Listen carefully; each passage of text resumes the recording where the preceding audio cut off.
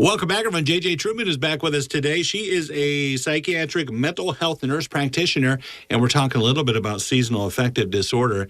This is something I think, boy, you get to these days where the sunlight is limited and that kind of thing. Tell us, first of all, what this is and how it affects us. Okay, so seasonal affective disorder is, or SAD, or SAD, like you said. It essentially is depression that presents itself primarily in the winter months. So mostly December, January, February, where the daylight decreases. It can alter chemicals in our brain and disrupt our daily functioning.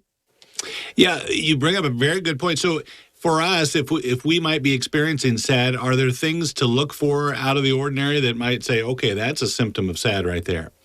Right. So definitely lack of motivation and energy, maybe even chronic pain might present itself a little bit. Loss of interest in things that you used to enjoy. Another thing you could look for is if you're craving carbs more than you usually are, or notice that your brain is a little foggy, or a lot of people get a little more irritated or find themselves isolating more often. I wonder for many if they might think those are subtle changes and think, oh, we're getting into the winter months and I'm hungry or I'm sad or that kind of thing. When do you get to that point where you think, you know what, this is a big difference from what I'm normally accustomed to? When do we get to that point where we say, I need to maybe go seek someone? So you bring up a good point, Jeff. A lot of people may have some underlying depression that they can handle on their day-to-day life, but then during the winter, they might notice things getting a little bit worse. So anytime it feels like your life is disrupted, and what I mean by that is, let's say you're nice and cozy in your bed and your covers because it's cold and chilly outside, but then you notice that it's not just, I don't want to get out of bed because I'm comfortable, but I literally cannot get my body to move out of bed. And so if they find themselves oversleeping, that's a big deal.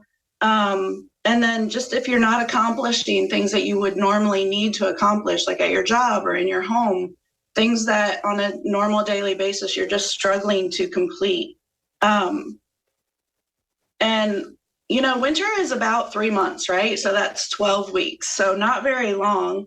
And most antidepressant medications take approximately 6 to 8 weeks to be effective. So it's not time to, delay treatment for any reason. And not that antidepressant is the answer every time, but just keep that in mind, that earlier treatment will help in the long run.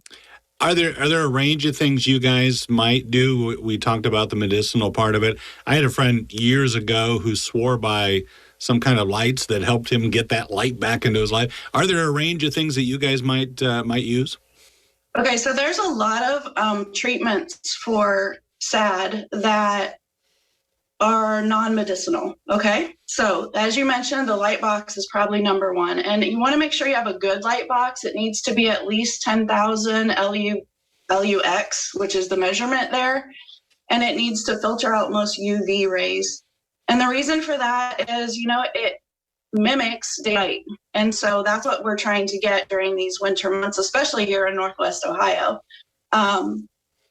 Best to use it within the first hour of being up. So maybe while you're getting ready or eating breakfast. It's not something you want to look directly into. So you'll want to keep it in your peripheral vision because you don't want to create any vision issues. And I would recommend starting it with maybe 8 to 10 minutes in the morning and then increasing it a little bit each time and working your way up to 20, 30 minutes. And it really does alter the chemicals in your brain, the melatonin. I mean, it helps with so many things. So you don't want to use it close to bedtime because it might alter your sleep pattern. With the hours shortened, we want to really appreciate the hours that we do have. Another thing to do in the winter is just plan something to look forward to. Winter can be kind of drabby. So if there's the anticipation of something positive, then that's really beneficial as well. I know our natural instinct is to stay inside, but really if we can bundle up and get that natural sunlight, that's a great way to improve your mood and your energy level. And then there are some simple things like checking labs. If our vitamin D is low, That's a big issue. And I would say majority of people here in Northwest Ohio have a low vitamin D level. So supplements can improve your mood and energy. Why not take vitamins then?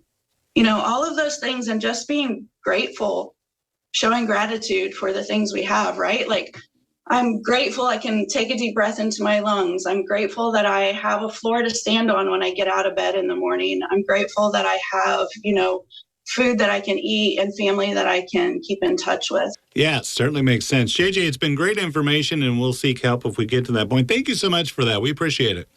Yeah, if anyone wants to reach out to us at Next Chapter, we do offer counseling for ages 6 and up, and then we also offer medication management for ages 13 and up. So we're excited to be in the community and help people throughout the winter. As you said, help is available. Thank you so much, and we'll be back after this.